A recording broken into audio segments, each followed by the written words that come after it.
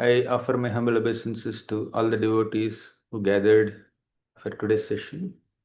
With the blessings of Srila Prabhupada and all the Vaishnava Acharyas, let's try to make our feeble attempt to glorify Srimad Bhagavatam and discuss a beautiful episode from Srimad Bhagavatam during this Kartik month. When Krishna was taken by Akrura from Vrindavan to Mathura, Krishna was expected to stay. Krishna was obliged to stay in Mathura only. He did not come back to Vrindavan, apparently. Of course, Krishna never leaves Vrindavan. Vrindavanam parityajya patamekam na gacchati. So Krishna would not leave Vrindavan. He would not step outside of Vrindavan. Even one step also he wouldn't go away from Vrindavan, ultimately on a spiritual plane. But as a part of this pastime, we see that Akrura took Krishna from Vrindavan to Mathura, and at Mathura, Krishna killed Kamsa, and Krishna also destroyed the brothers of Kamsa, of course, along with Balaram. Krishna and Balaram together destroyed the 5 wrestlers of Kamsa and 8 brothers of Kamsa. And Krishna also vanquished Kavalaya Pida, the most powerful elephant of Kamsa, and established Ugrasena Maharaj as the king of Mathura, and especially released his parents Vasudev and Devaki from the imprisonment of Kamsa. In this way, Krishna brought a lot of positive change in Mathura. But he was expected to stay in Mathura only. And Yashodamata was missing Krishna in Vrindavan.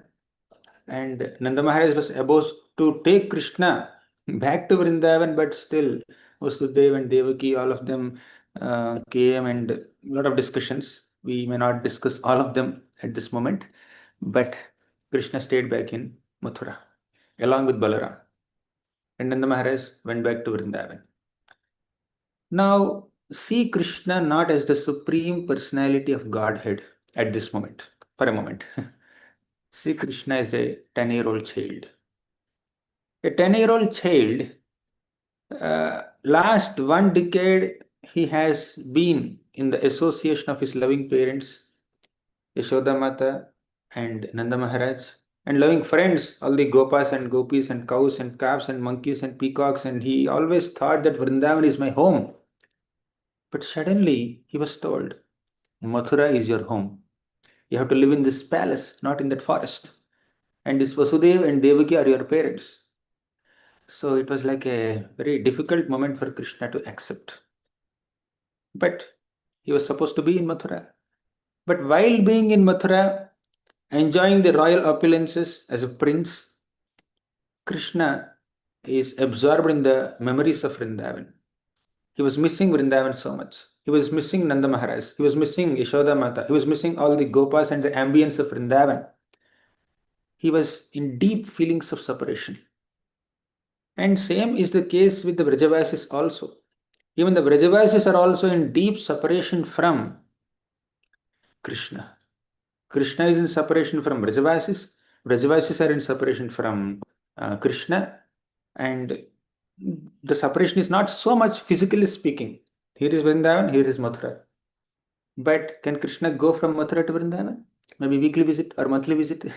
Every week, 2 days here, 5 days there, or maybe 3 days here, 4 days there. He did not make such arrangement. He stayed in Mathura only. But Krishna had a cousin brother named Uddhava. So Krishna called Uddhava. And what is the glory of Uddhava? He is the closest associate of Krishna because they are more or less of equal age. And Uddhava also looks similar to Krishna. In physical looks also, they both look similar. And on top of it, Uddhava receives the garments of Krishna. Whatever garments Krishna wears, Uddhava receives those garments and he wears them. Right? And ornaments he wears. Garlands he takes from Krishna. So Uddhava is extremely close to Krishna, and Krishna could relate with him a lot. So one day Krishna called Uddhava, and Uddhava's glories are spoken by Sukadeva Goswami in the beginning of the 46th chapter of the 10th canto. He said, वृष्णीनां परवरो मन्त्री कृष्णस्य दयितः सखा शिष्यो बृहस्पतेः साक्षात् उद्धवो बुद्धिसत्तमः वृष्णीनां प्रवरो मन्त्री वृष्णीनां pravara means Uddhava is the best of all Vrishnis. And mantri means he's an advisor. He's a very thoughtful person, very intelligent person. He can advise even Krishna also. Krishnasya daitaha means he's very beloved of Krishna. Daitaha means one who is very dear, right? Daita drishyatam dikshutavakaha. Even the gopis also say that Krishna, you are Daita, means you are very dear to our hearts. Now, Krishnasya daitaha means one who is very dear to Krishna's heart. That is Uddhava. Then Sakha, he is not only dear to Krishna, he is the closest friend of Krishna. Uh, Krishnasya daitaha Sakha. Then Sishyo Brihaspateh Sakshat. He is directly the disciple of Brihaspati. Brihaspati is the guru of all the devatas. He is also a great devotee. And Uddhava is staying in the earthly planet, in the Mathura kingdom. And Brihaspati is in the heaven, means he is the guru of all the heavenly devatas. But still, Uddhava learned so much knowledge from Brihaspati. Then Buddhi Sattamaha, he is extremely intelligent. Uddhavo Preshtatam Bhaktam Ekantam. So Krishna called Uddhava. Uddhava, come here. Ekantam means in a very private place, not in a public place. So Krishna called him for a private meeting. So Uddhava went there, and his intention is to comfort Krishna, to pacify Krishna, to console Krishna, to give some solace to Krishna, who is so absorbed in feelings of separation from his beloved devotees.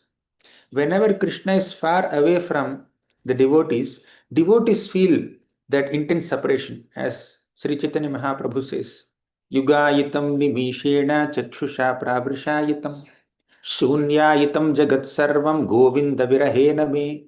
When Krishna is not there, for a devotee, entire jagat is shunyam, void. Govinda virahena me. Even Arjuna feels that separation after Krishna's departure.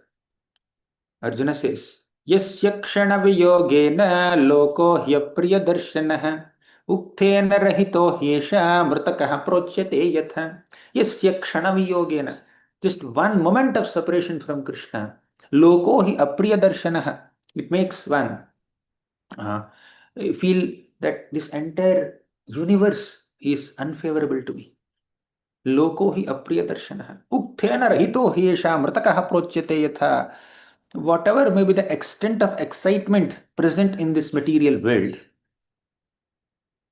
a devotee perceives all that excitement as a source of pain, source of boredom, and completely irrelevant, because this devotee is so much in separation from Krishna, none of the other excitements will excite this devotee.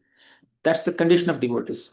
So many times throughout Srimad Bhagavatam, we see that the feelings of separation of devotees when they are away from Krishna is described so elaborately.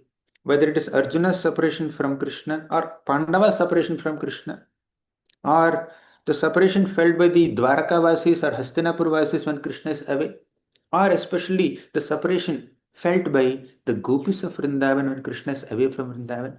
Sukadeva Goswami described the feelings of devotees so much. But the fact is, Krishna also has similar feelings of separation when he's away from his devotees. Right? Of course, Krishna is never away from devotees. Krishna is there in the hearts of devotees.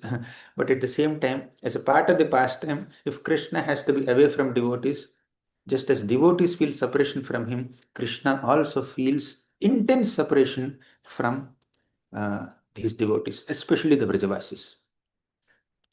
Vrajavasis were crying when Krishna was being taken away by Akrura from Vrindavan to Mathura. They were crying, profusely crying. They were stunned as the chariot of Akrura was moving. These gopis of Vrindavan were like figures in a painting, completely stunned. Whole night they were crying, profuse tears. But now they don't have tears, also they were stunned. Like this, totally stuck. And unsure when will Krishna come back. But Apparently, Krishna is happily going from Vrindavan to Mathura and happily touring the city of Mathura.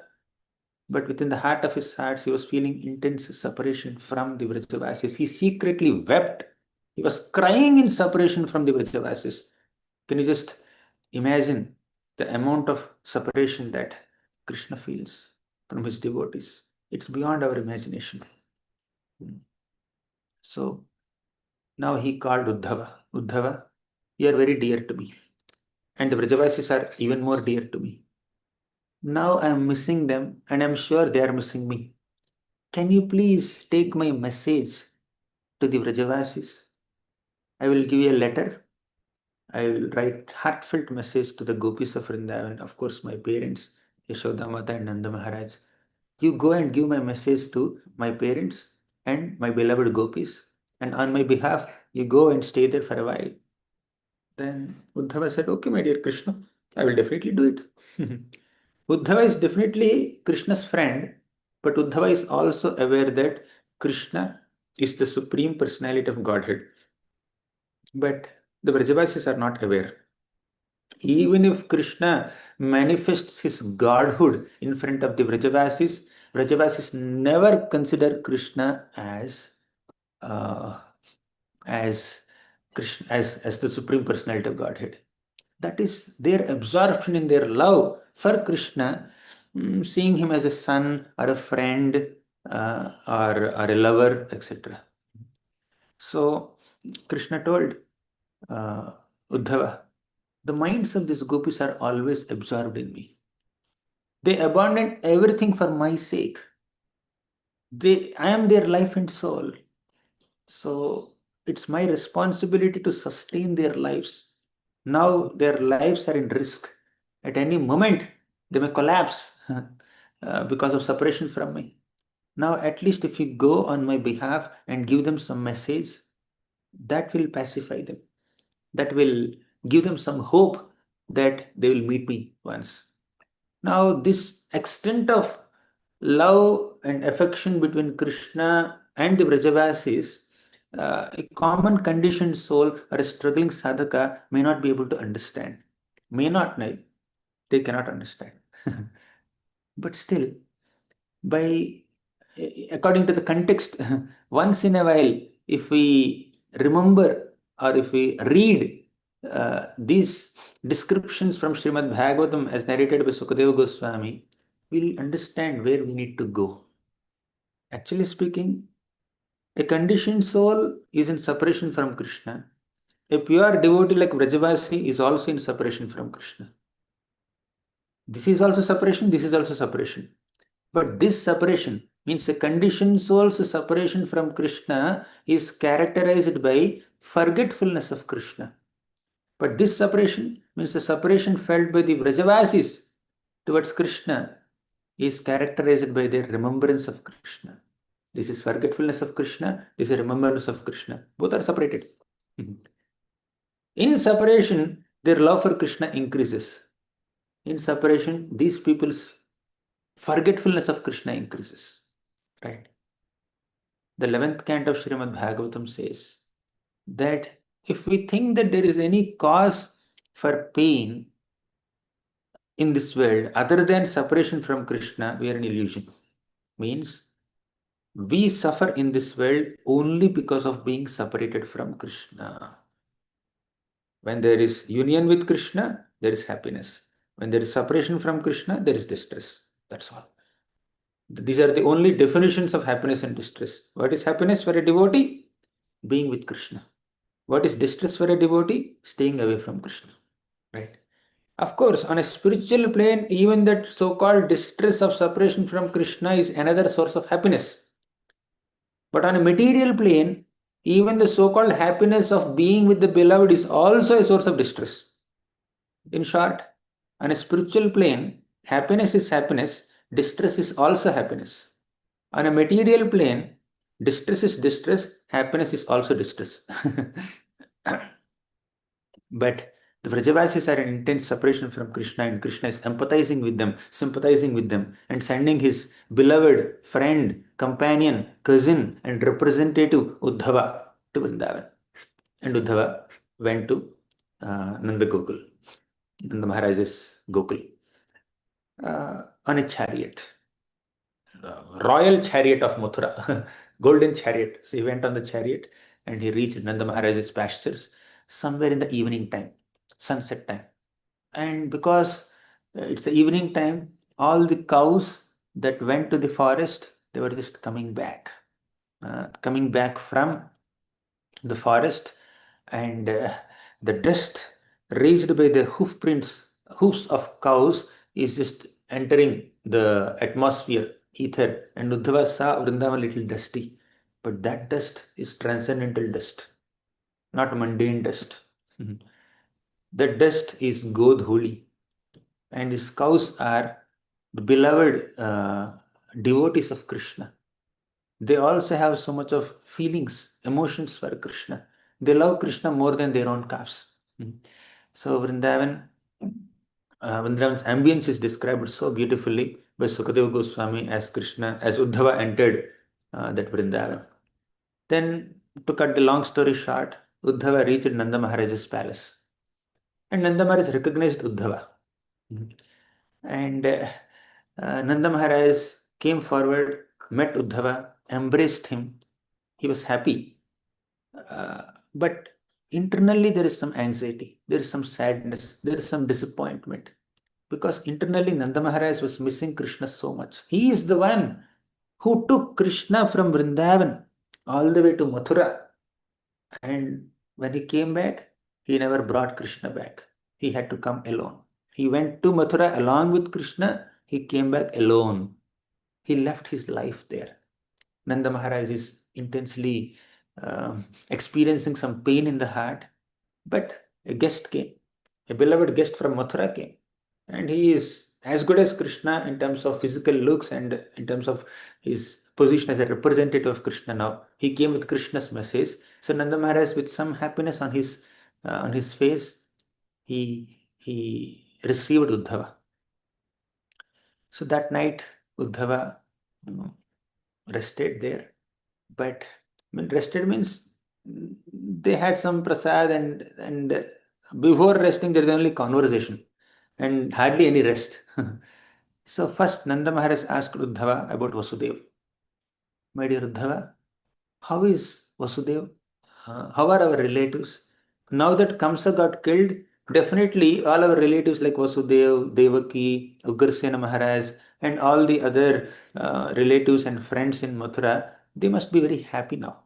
And on top of it, Krishna is personally present. See the double excitement of Mathura Vasis. For more than a decade, all the Mathura Vasis were under the subjugation of Kamsa. They were in intense pain because of Kamsa's presence. They were always fearful. They were always insecure. They were being insulted and tormented in so many ways. And suddenly Kamsa died because of Krishna's intervention. And that relieved them so much. So that itself is such a great relief. They came from minus to zero. Kamsa was causing pain to them and Kamsa died. But double excitement for them is not only that Kamsa died, Krishna stayed with them. Krishna, after killing Kamsa, he stayed with them. See, Mathuravasis, how fortunate they are. Double fortune.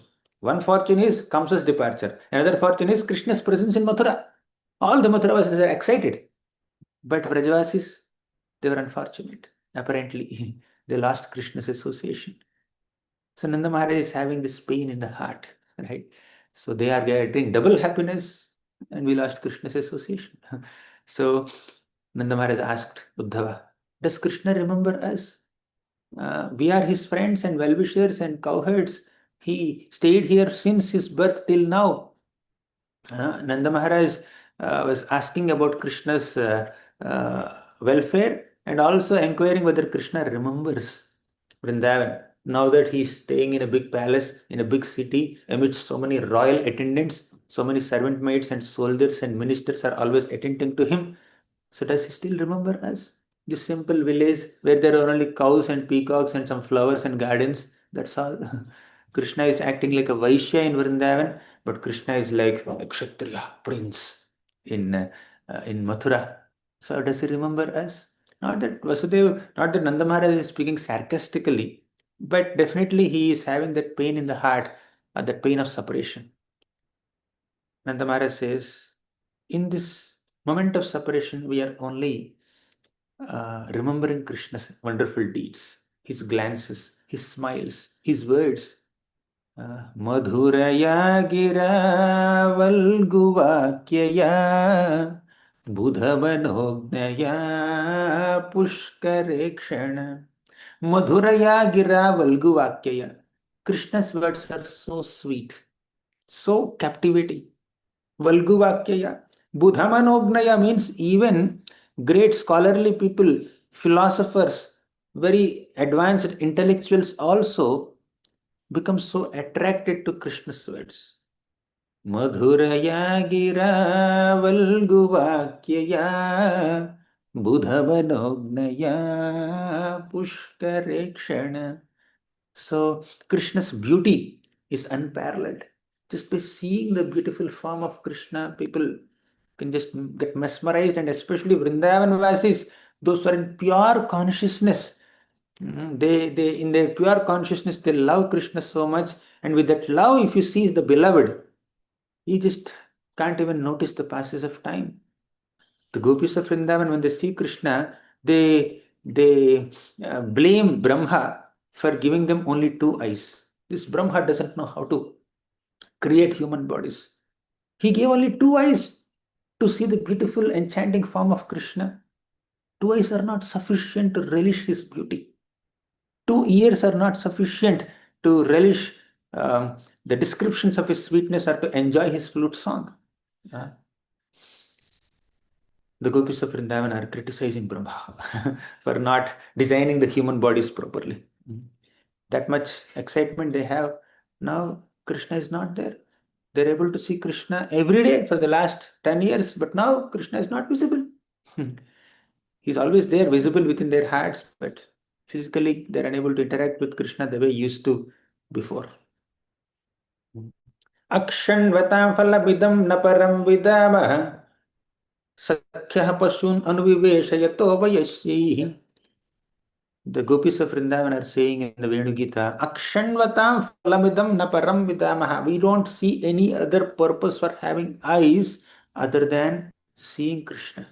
Especially seeing Krishna entering Vrajabhumi, entering Vrindavan, along with the cows and the calves, along with the gopas, while playing his flute.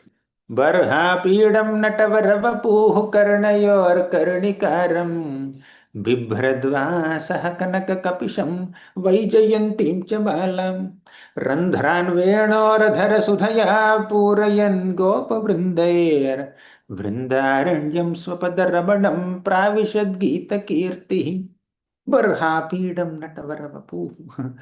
Wearing a beautiful, resplendent, shining, rainbow-like peacock feather on his head, and dressing himself in such a enchanting way, with yellowish dhoti, with curly locks of hair, with karnika flowers decorating his head.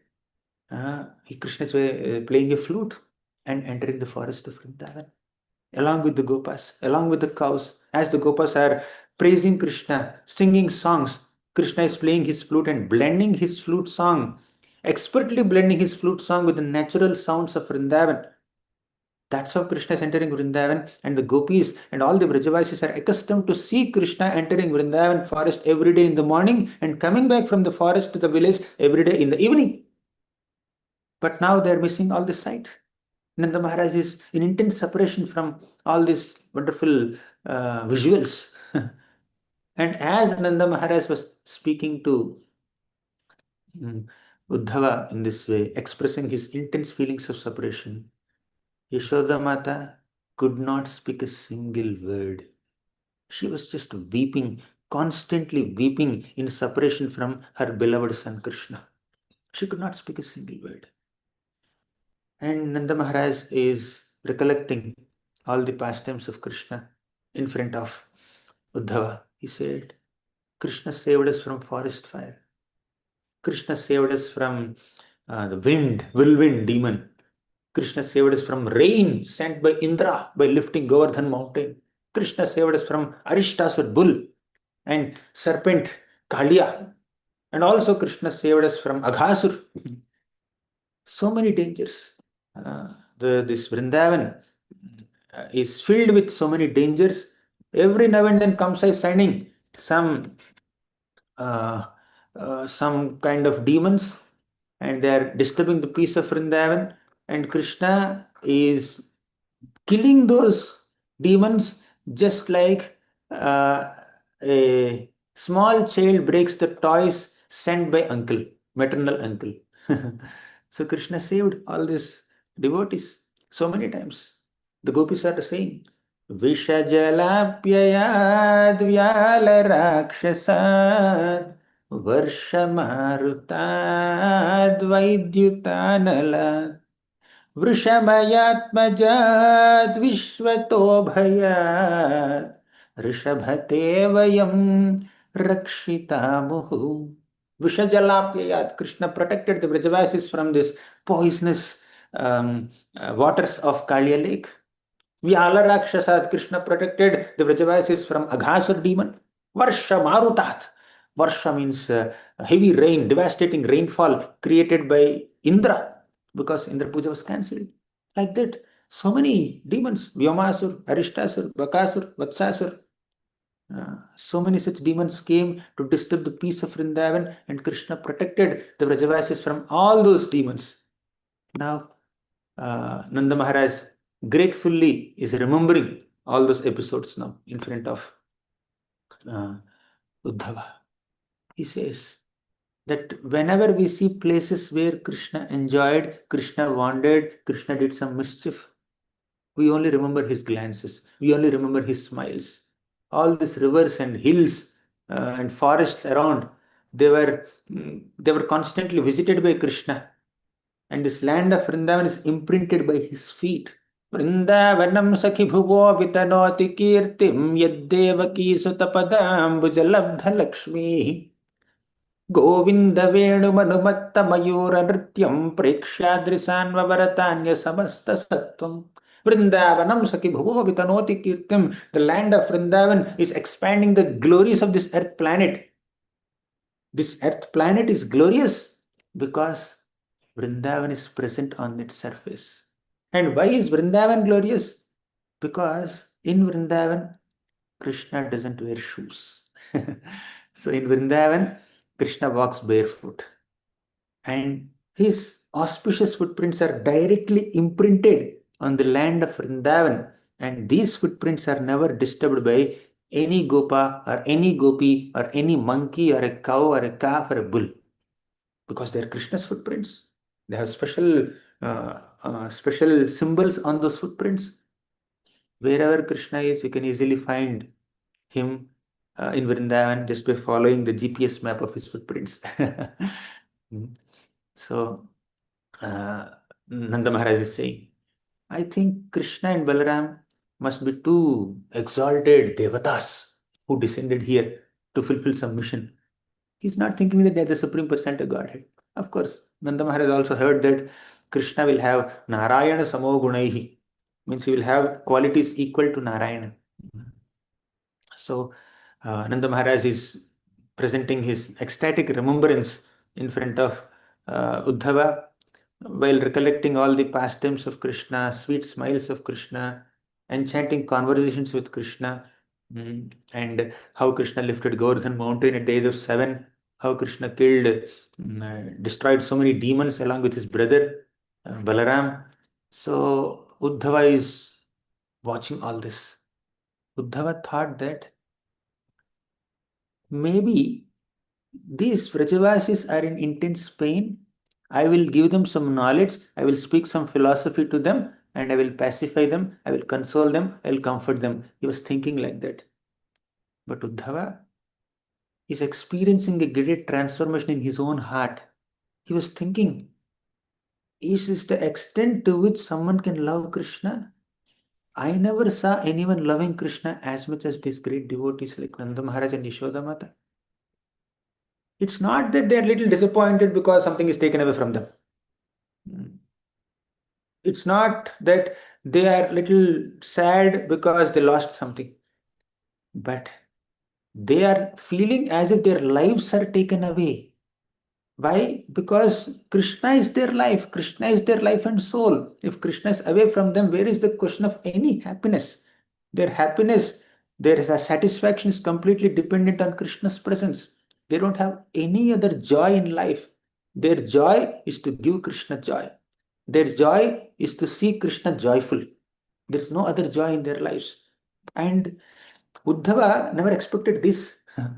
He thought that, okay, I have a better composure, I am more intelligent, I can definitely give some solace to all these Vrajavasis by speaking some philosophy and giving some counseling to them. He thought like that, apparently, but he was getting impressed with their emotion. What, what I will pacify them. I am getting trained by them. Huh? He was so impressed.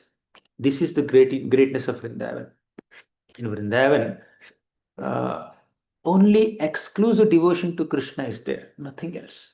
Sri Krishna Ikanta Bhavam Kvanu Sakala Jano Avasyamapnotyayatnat Krishnasyāścharya Sīma Parama Bhagavatah Kutra Leelarthamurtihi Kutratya Krishna Padam Bhuja Bhajana Mahananda Samrajya Kashtha भ्रातर्वक्ष्ये रहस्यं शृणु सकलमिदं श्रीलवृन्दावनेत्र.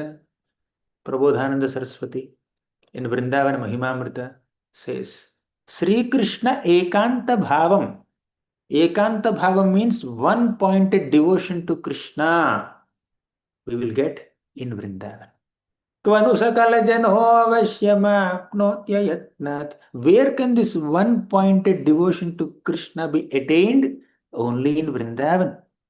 That does not mean we just go and make a plan to stay in Vrindavan by purchasing an apartment and then settling there. An exalted devotee with the permission of spiritual authorities may do so, but a general recommendation to all the sadhaka bhaktas, those are still in Vaidhi sadhana stage, still dozing off in their japa, still unable to control their senses, for such people, what is recommended is not to stay in Vrindavan for a long time. You go and stay there long enough to get some inspiration, but not long enough to offend the Vrajavasis there. Lord Chaitanya Mahaprabhu told Damodar Pandit, please don't go to Vrindavan and stay there for a long time, just visit and then come back. Initially, he did not even allow him also. But after that, he allowed him, but he said, come back immediately. Don't stay for a long time. Because when someone who is not pure in consciousness, they stay in such a holy dham for a long time, what could happen is they may offend the Vrajavasis there. They may see the pure ambience of Vrindavan in an ordinary way. And that is offense.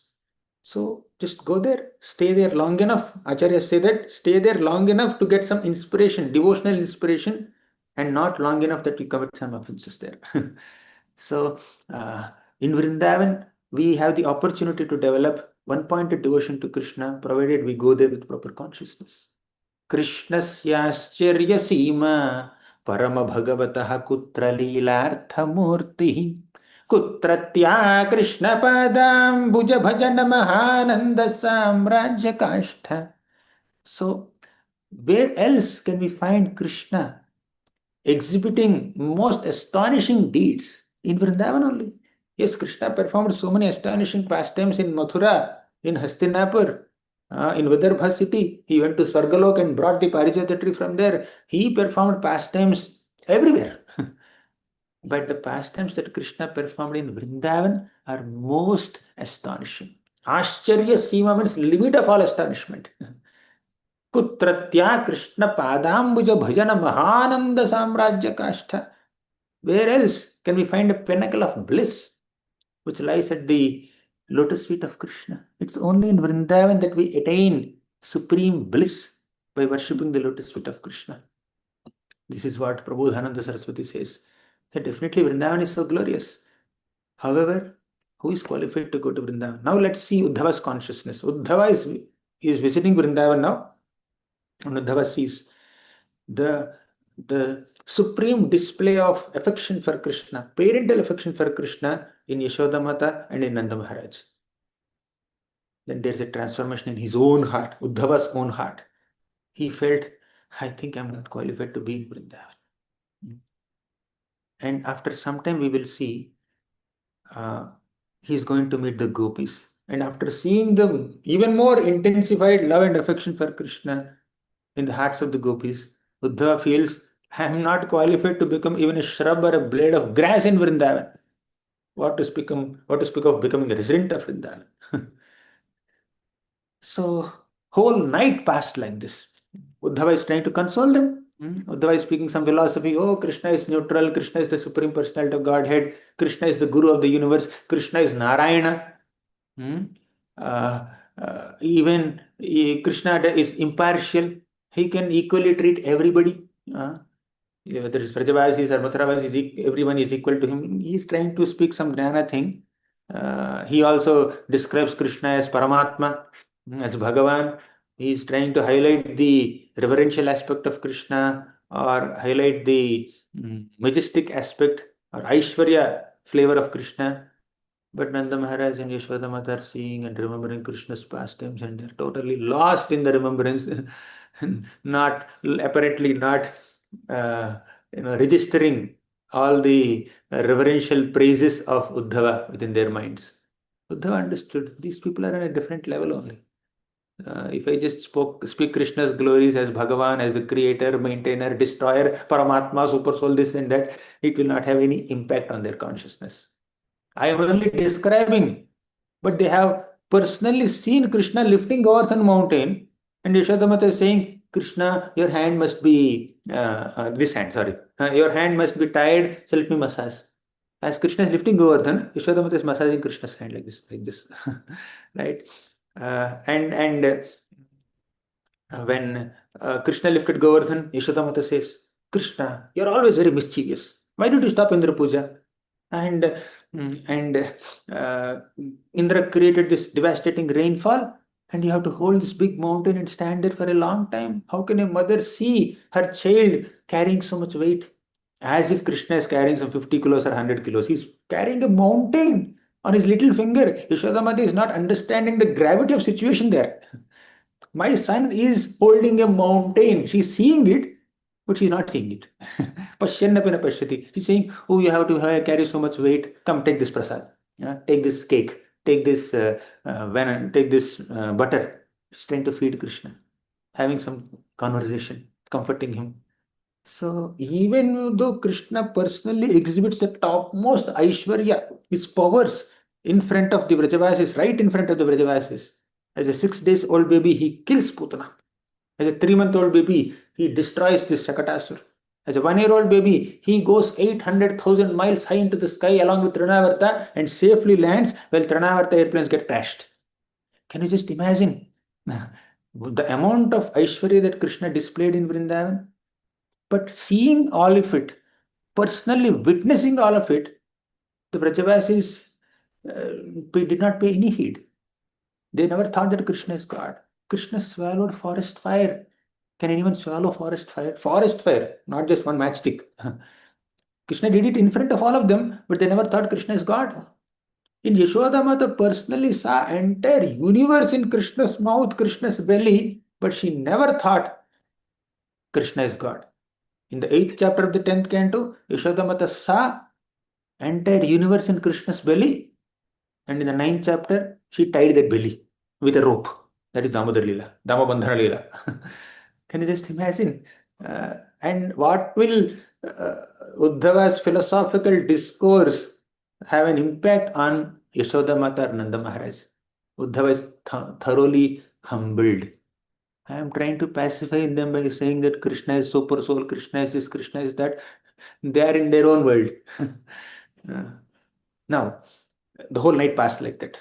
Early in the morning, the gopis of Vrindavan, the younger gopis, the cowherd girls, they saw a beautiful, resplendent, golden chariot in front of Nanda Bhavan.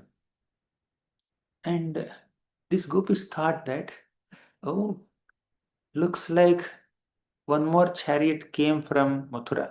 Some days back, one chariot came, Akrura brought the chariot and took Krishna away. Did Akrura come back with the chariot again to Mathura, again to Vrindavan, to take our dead bodies and to offer some final rites to his master Kamsa? See how much the gopis are pained by Akrura's activity. They thought Akrura again came back. Earlier Akrura came to Vrindavan and took away Krishna from them, means their lives away from them. Now what is remaining with them is only their bodies, their dead bodies they consider. Did Akrura come back again on this chariot to take our dead bodies back to Mathura to offer as oblations to Kamsa? They were thinking like that. So as they approached the chariot, Uddhava came out of Nanda Maharaj's home. And Uddhava saw these gopis. And the gopis saw Uddhava. Uddhava looks exactly similar to Krishna. But the gopis understand this is not Krishna. But definitely, his figure is reminding us of Krishna. He looks like Krishna. He wore Krishna's dress. He wore Krishna's ornaments. He wore Krishna's garland. And he's resembling Krishna. Maybe he's Krishna's dearest friend or dearest companion. And all the gopis surrounded Uddhava and asked, "Who are you? Who are you?" And Uddhava is extremely respectful to the gopis. These are Krishna's gopis, right? So Uddhava never felt, oh, they are coming to me, let me just have a conversation. He is not at all being casual in front of the gopis. He is extremely respectful to the gopis. With folded hands, he recognized that they are Krishna's gopis, Krishna's most exalted devotees. And Krishna is feeling separation from them. What is their glory? It's not just that these people are missing Krishna, Krishna is missing these people. They must be extremely glorious. So already he has seen a glimpse of, not glimpse, he has seen a great display of parental affection for Krishna in the case of Nanda Maharaj and Yashoda Mata. Now he is going to witness Madhurya affection. So these gopis asked Uddhava, "Who are you? You are very handsome. Whom does you serve? Whose servant are you? You are wearing Krishna's clothes. You are wearing Krishna's ornaments. You are wearing Krishna's paraphernalia. Looks like you are a dear friend of Krishna. Are you messenger of Krishna? Did you bring some message from Krishna to Vrindavan? Why did he not come personally? Why did he send his servant?" They are not allowing Uddhava to answer only. They are only asking so many questions. It looks like you are a personal servant of Krishna and you have come here sent by your master to pacify his parents. Maybe Krishna wants to be politically correct. Therefore, he had sent you uh, to pacify his parents.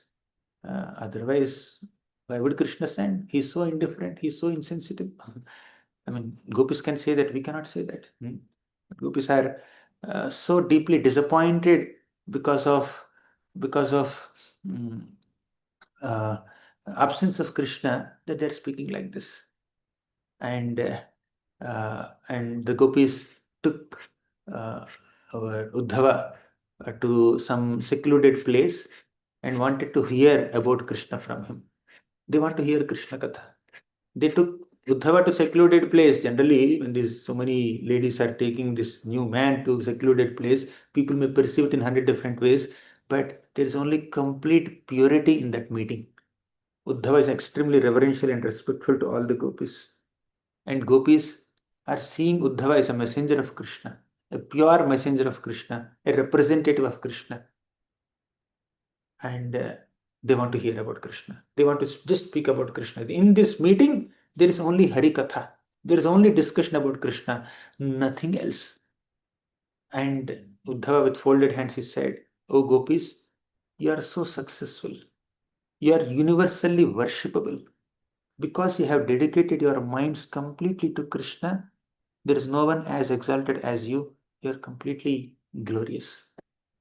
Bhakti unto Krishna is not attained by charity or following some vratas or doing some austerities or doing some sacrifices.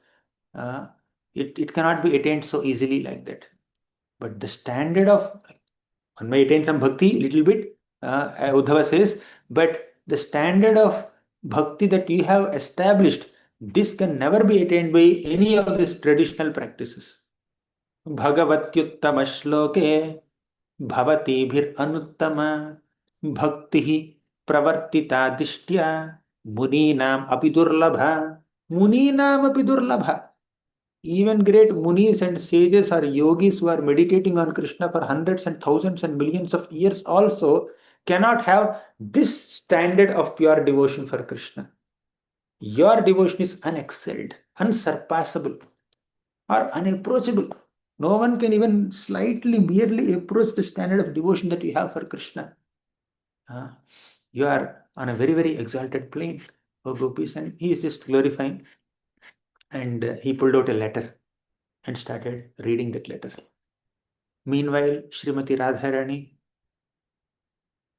she saw a bumblebee and she thought that this bee is a messenger of Krishna. And she also thought that this bee is Krishna himself. And she started singing a song called Bhramara Gita. I have zero qualification to speak even one verse of Bhramara Gita. Of course, I have no qualification to speak about Uddhava's visit to Vrindavan also, but I'm just trying to highlight only those aspects that we can discuss as sadhakas or struggling sadhakas. So we are not going to discuss Brahmar Gita. We are not discussing a simple brief outline, a small overview of this visit and not getting into any details. So Uddhava saw Srimati Radharani's ecstasy of separation from Krishna. And Radharani's name is also not directly mentioned. One special gopi saw a bee and started singing a song called Brahmar Gita. That's what is mentioned. And there are some 10 shlokas, beautiful shlokas of this Brahmar Gita. Then the conversation continued, and Uddhava read that letter. In that letter, Krishna was speaking some philosophy, and the gopis are not at all pacified or satisfied with that philosophy. Then the gopis told Uddhava, Uddhava, you brought this letter, you came all the way from Mathura, and you are reading this letter in front of us. We suggest that you keep this letter very safely, because Krishna is definitely uh, going to leave Mathura Vasis also at some point, and at that time this letter will be very handy for you. You can go and read this letter in front of them, speak some philosophy and pacify them. This letter is not relevant for us. But the reality is we cannot be pacified by hearing any philosophy. We want Krishna's personal presence. We want Krishna's personal association. He has to come back to Vrindavan. There is no other demand from our side. There is no demand which is less than this. We want Krishna's personal presence. Then Uddhava said, no, there is some more some more words in this letter. Let me read out. So he read out. There Krishna promised that I have some responsibilities. I am here for the fulfilling those responsibilities, but as soon as I finish them, I will definitely come back to you. I know anything other than my personal presence will not pacify you. I'll come back soon. Right. I just summarized that letter in a minute, but to actually discuss this, we need long time, maybe several days.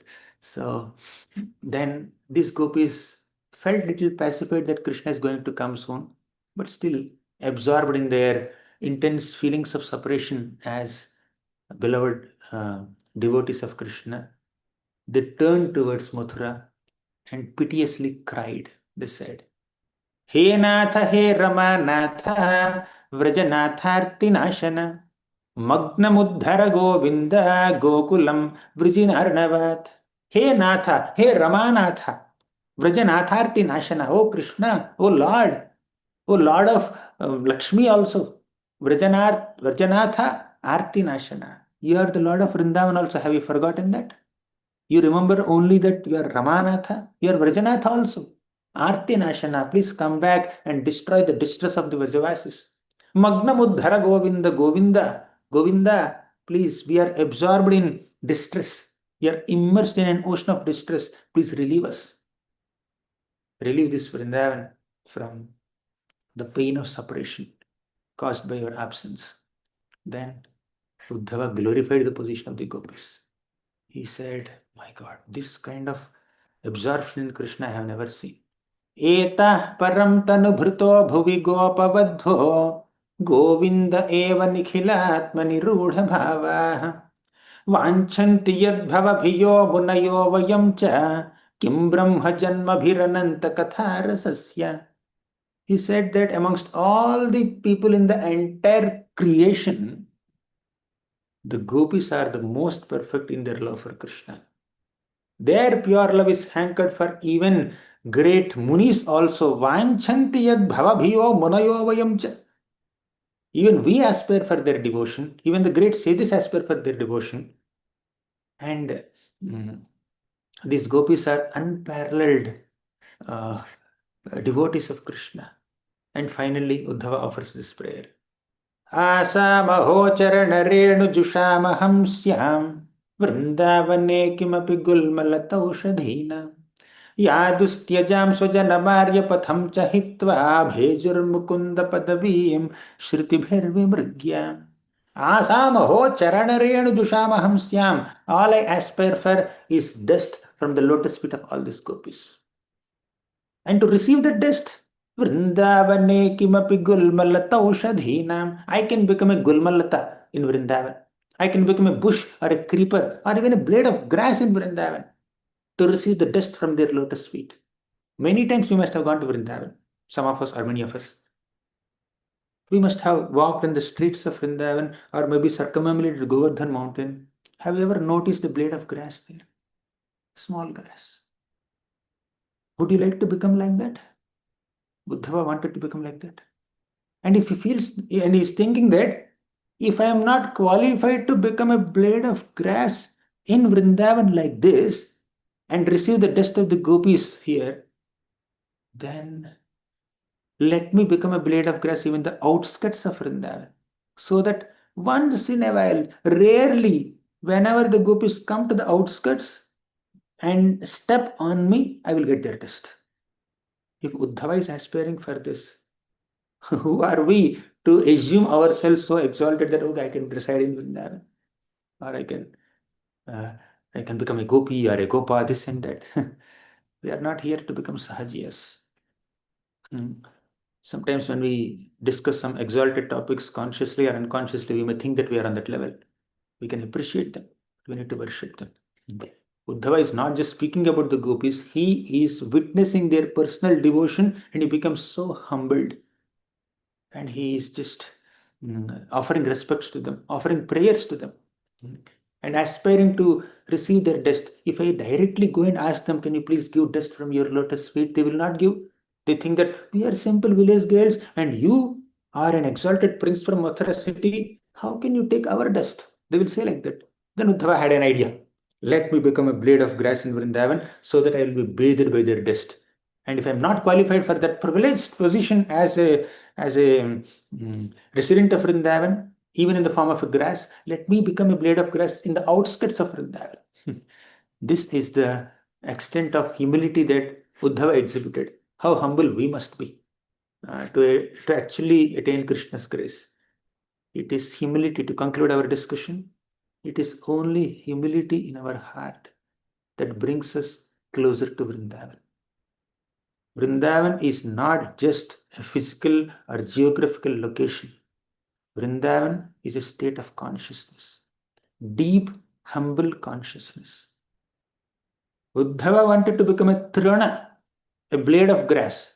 And Lord Sri Chaitanya Mahaprabhu told us, you become humbler than that blade of grass. Trinadapi sunichena, tarorapi sahishnuna, amanina manadena, kirtaniya sadaharihi.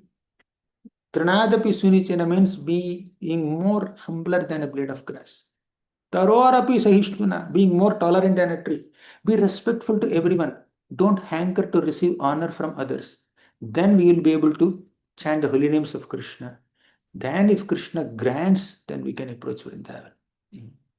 Otherwise, we should not prematurely or immaturely consider ourselves exalted enough to enter the deeper realms of bhakti. But we should understand the deeper or higher statuses of bhakti and respect them, adore them, appreciate them, and and worship them. So, in this auspicious Kartik month, we very, very briefly touched upon this beautiful topic of Uddhava's visit to Vrindavan, just to prepare our consciousness to go to Vrindavan. What is the right mood of entering Vrindavan? Being humble at heart, going there like a beggar, to beg for some love, to beg for some devotion, to beg for some humility. We need to humbly beg Krishna to make us humble enough to receive His grace. If you are not humble enough, beg for that humility. Humbly beg for that humility so that we become humble, and in such a humble state of mind, we beg for grace of Krishna. So first installment of grace is Krishna will make us humble, and with that humility, we beg for grace. Then Krishna Prema and higher realms of bhakti will come. But for that, we should not have even a slight trace of pride.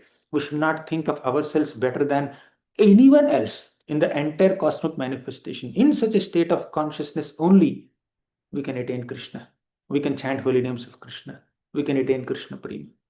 These are a few thoughts based on Srimad Bhagavatam's uh, 10th canto, 46th and 47th shlokas, and where in this we have seen the exalted glories of the gopis. As Srila Prabhupada himself says that the gopis are the exemplary character of devotional service manifested by Vrajavasis is the purest type of devotion. Prabhupada writes in the Krishna book. And gopis amongst the Vrajavasis, they are the topmost devotees of Krishna. And Krishna himself felt so indebted to them. And Lord Sri Chaitanya Mahaprabhu is glorifying their devotion. And Sukadeva Goswami is glorifying their devotion. How exalted they are. So once in a while we need to remind ourselves the highest standard of devotion and understand where we are and understand the gap and become humble. When we remember the highest devotees, we'll become humble. So thank you very much. If I have made any mistakes in my presentation, kindly forgive me. It's exactly 9 o'clock. I'll conclude here.